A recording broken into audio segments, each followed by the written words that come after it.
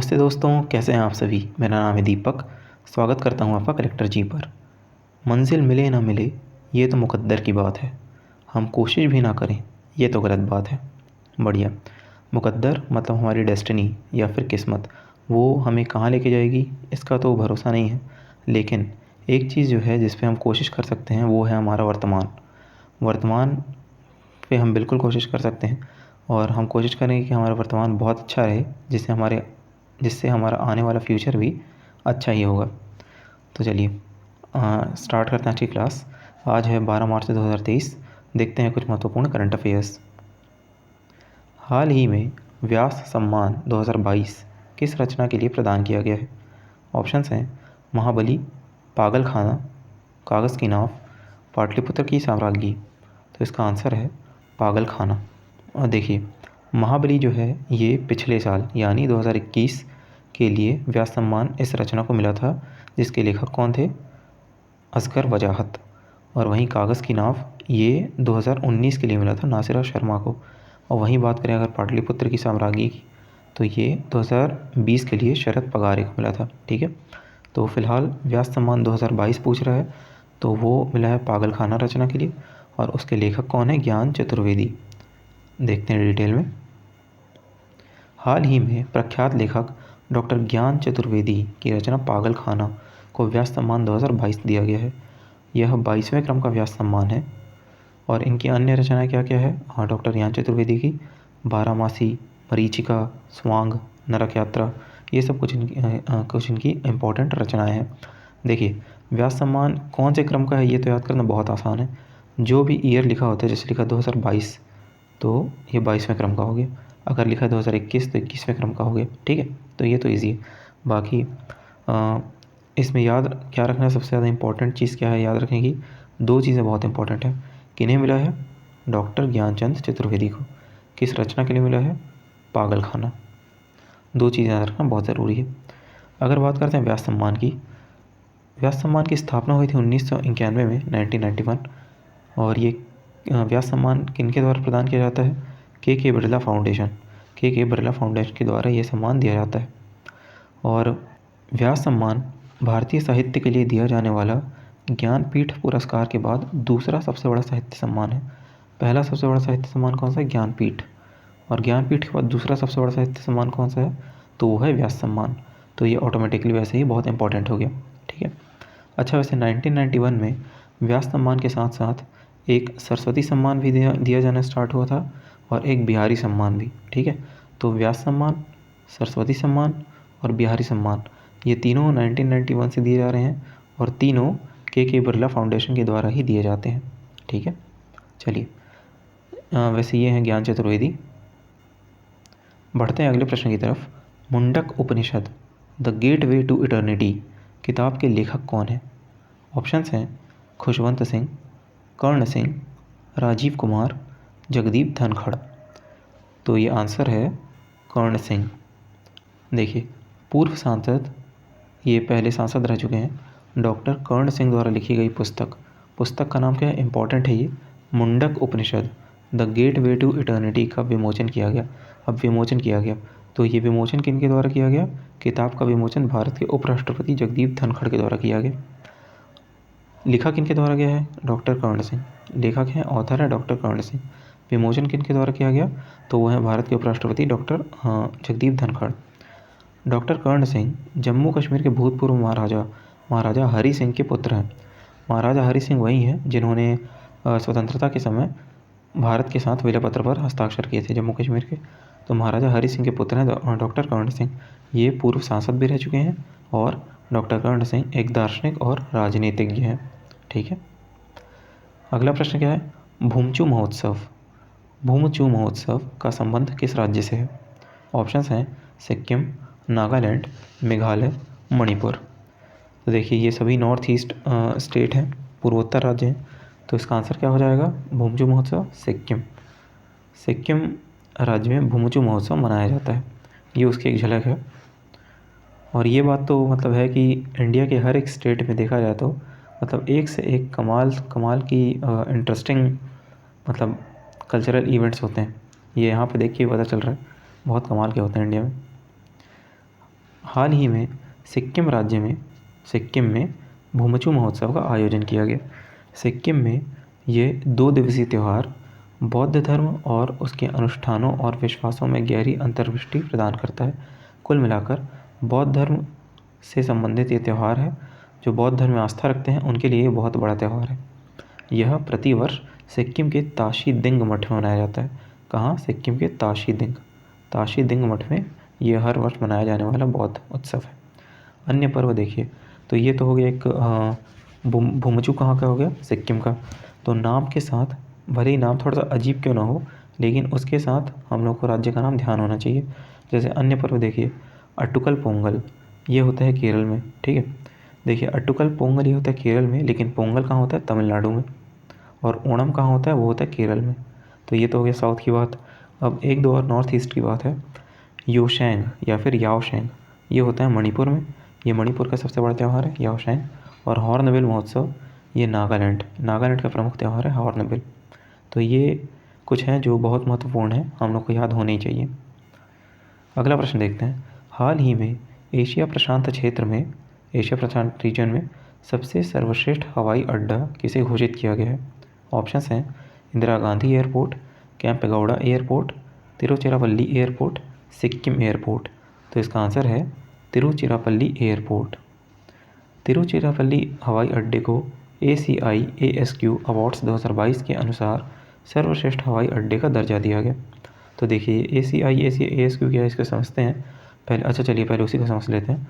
ये ACI देखिए क्या लिखा है, एयरपोर्ट काउंसिल इंटरनेशनल, और ASQ क्या लिखा है, एयरपोर्ट सर्विस क्वालिटी। ये दोनों मतलब एक तरीके से क्या होता है, एक तरीके से किसी भी एयरपोर्ट या हवाई अड्डे के लिए पैरामीटर सेट कर देते हैं, पैमाने सेट कर देते हैं कि ये हवाई अड्डा जो है वो कस्टमर्स के लिए या फिर जो भी हवाई यात्रा बैठ के सफ़र करेंगे उनके लिए संतोषजनक रहने वाला है या नहीं रहने वाला है। कस्टमर्स को कितना सेटिस्फाई करेगा ये एयरपोर्ट, उस चीज़ के ये पैमाने डिसाइड करते हैं और उन्हीं पैमानों पर उसे ये चेक करते हैं और फिर उन हवाई अड्डों को रेटिंग दिया जाता है, ठीक है। तो उन्हीं रेटिंग के आधार पे तिरुचिरापल्ली हवाई अड्डे को बेस्ट एयरपोर्ट का दर्जा दिया गया। अब देखिए आगे देखते हैं। हवाई अड्डा सेवा गुणवत्ता ASQ एयरपोर्ट सर्विस क्वालिटी पुरस्कार दुनिया भर के उन हवाई अड्डों को मान्यता देते हैं जो सर्वोत्तम ग्राहक अनुभव प्रदान करते हैं, ठीक है। ग्राहक अनुभव प्रदान करते हैं मतलब वही सेटिस्फैक्शन की बात हो रही। ASQ सर्वेक्षण एक विश्व प्रसिद्ध और अंतर्राष्ट्रीय स्तर पर स्थापित वैश्विक बेंचमार्किंग कार्यक्रम है जो 32 प्रमुख प्रदर्शन संकेतकों में यात्रियों की संतुष्टि को मापता है। तो ये 32 याद नहीं करना है, लेकिन एक तरीके से ये बताया है कि 32 इसके पैरामीटर्स होते हैं जिसके हिसाब से ये यात्रियों की संतुष्टि को मापता है, ठीक है। अगला प्रश्न क्या है? केंद्रीय औद्योगिक सुरक्षा बल CISF central industrial security force द्वारा कौन से क्रम का स्थापना दिवस मनाया गया? ऑप्शंस हैं 53वां, 54वां, 55वां, 56वां। तो आंसर है 54वां। हाल ही में केंद्रीय औद्योगिक सुरक्षा बल की 54वीं स्थापना दिवस मनाया गया। CISF कर्मियों की सेवा और प्रतिबद्धता का सम्मान करने के लिए यह दिवस मनाया जाता है। क्यों मनाया जाता है? जो CISF के कर्मी हैं, मतलब जो उसमें काम करते हैं, उनकी सेवा और प्रतिबद्धता, वो अपने काम को लेकर कितने ज़्यादा प्रतिबद्ध हैं, प्रतिबद्धता का सम्मान करने के लिए, एक तरीके से उन्हीं का सम्मान करने के लिए यह दिवस प्रतिवर्ष मनाया जाता है। CISF की टैगलाइन देखिए क्या है, संरक्षण और सुरक्षा, है ना। CISF की बात करते हैं सेंट्रल इंडस्ट्रियल सिक्योरिटी फोर्स की, तो CISF एक अर्धसैनिक बल है और इसकी स्थापना कब हुई थी? 10 मार्च 1969 को, 1969 को। इसके महानिदेशक कौन है वर्तमान में? शील वर्धन सिंह। और मुख्यालय कहाँ है? नई दिल्ली में। तो ये सभी हम लोग को याद होने चाहिए कि इसके महानिदेशक कौन है? शील वर्धन सिंह। मुख्यालय नई दिल्ली में, स्थापना हुई थी 1969 में। CISF का वैसे कार्य क्या होता है? तो सरकारी कारखाने हों या फिर अन्य सरकारी उपक्रम हों, PSU पब्लिक सेक्टर यूनिट्स हों, उनको सुरक्षा प्रदान करना और विभिन्न महत्वपूर्ण संस्थानों की भी सुरक्षा करना, ये CISF का प्रमुख कार्य होता है। अगला प्रश्न क्या है? हाल ही में किस क्वाड देश के प्रमुख भारत की आधिकारिक यात्रा पर हैं? तो सबसे पहले हम लोग देखते हैं क्वाड देश कौन कौन से होते हैं। क्वाड देश में कौन कौन से आते हैं? India, America, Japan, Australia. ठीक है, ऑप्शंस क्या हैं? अच्छा, ऑप्शंस भी उसी हिसाब से हैं, जापान, ऑस्ट्रेलिया, अमेरिका या इनमें से कोई नहीं। तो इसका आंसर है ऑस्ट्रेलिया। ऑस्ट्रेलिया के प्रमुख कौन हैं? ये आपको दिख रहे हैं इमेज में। ऑस्ट्रेलिया के प्रमुख हैं एंथनी एल्बनीज़, ऑस्ट्रेलिया के प्राइम मिनिस्टर हैं। तो ये आए हैं अभी भारत की आधिकारिक यात्रा पर। ऑस्ट्रेलिया के प्रधानमंत्री एंथनी एल्बनीज़ भारत की 4 दिवसीय आधिकारिक यात्रा पर हैं।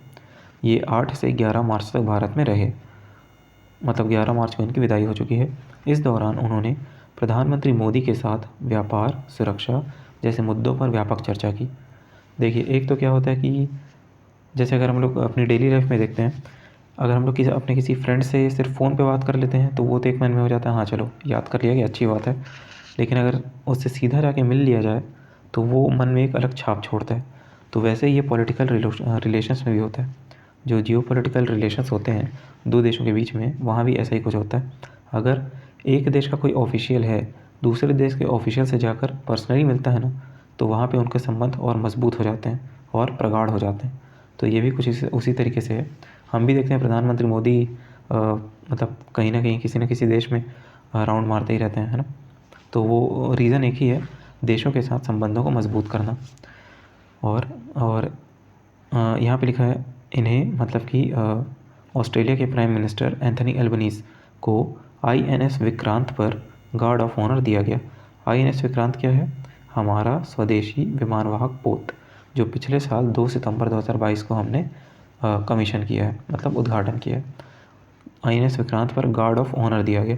अब ये गार्ड ऑफ ऑनर क्या होता है? तो गार्ड ऑफ ऑनर एक तरीके से सम्मान होता है, मतलब सर्वोच्च सम्मान होता है, जो अगर हमारे देश में बात करें तो हमारे देश के VVIP पर्सन्स को दिया जाता है, वेरी इंपॉर्टेंट पर्सन्स को दिया जाता है। चाहे वो हमारे देश के प्रधानमंत्री हो, राष्ट्रपति हो, उनके दिया जाता है। और अगर यदि विदेशों से कोई दूसरे ऑफिशियल्स आते हैं, चाहे वो प्रधानमंत्री हो, राष्ट्रपति हो, तो उनको भी एक रिस्पेक्ट शो करने के लिए उनको भी ये गार्ड ऑफ ऑनर हमारे देश की तरफ से दिया जाता है। ठीक है, गार्ड ऑफ ऑनर सर्वोच्च सम्मान होता है जो दिया जाता है, चाहे वो हमारे देश के ही VIP पर्सन्स हो, वेरी इंपॉर्टेंट हो, या फिर जो दूसरे विदेशों से आने वाले हों, उनको भी गार्ड ऑफ ऑनर दिया जाता है। एक तरीके से सर्वोच्च सम्मान, एक तरीके से हमारे देश का उनके प्रति रिस्पेक्ट शो करने के लिए। तो ये भी एंथनी एल्बनीज़ को दिया गया था। अगले प्रश्न की बात करते हैं। हाल ही में मंत्री स्तरीय बिम्स्टेक की बैठक का आयोजन किस देश में किया गया? बिम्स्टेक की बैठक का आयोजन किस देश में किया गया? ऑप्शन है मलेशिया, सिंगापुर, थाईलैंड, ब्रुनेई। तो इसका आंसर है थाईलैंड। थाईलैंड में मंत्री स्तरीय बिम्स्टेक का आयोजन किया गया। भारत की ओर से कौन गया था? विदेश राज्य मंत्री राजकुमार रंजन सिंह गए थे। ठीक है, विदेश राज्य मंत्री राजकुमार रंजन सिंह। विदेश मंत्री कौन है? तो वो हैं S जयशंकर। और विदेश राज्य मंत्री कौन है? राजकुमार रंजन सिंह, जो इस बिम्स्टेक बैठक में भाग लिए थे। बात करते हैं बिम्स्टेक की, तो बिम्स्टेक का फुल फॉर्म होता है Bay of Bengal initiative multi sectoral technical economic cooperation. BIMSTEC में कुल सदस्य देश कितने हैं? वो हैं 7। कौन कौन से हैं? Bangladesh, Bhutan, Bharat, Nepal, Myanmar, Thailand, Sri Lanka. BIMSTEC की स्थापना कब हुई थी? 1997 में। और बिम्स्टेक का हेडक्वार्टर कहाँ है? ढाका, मुख्यालय इसका ढाका, बांग्लादेश में। ठीक है, तो थैंक यू, ये थी आज की क्लास। मिलते हैं नेक्स्ट वीडियो में, तब तक के लिए आप लोग स्वस्थ रहिए, मस्त रहिए, अपना ध्यान रखिए। Thank you so much.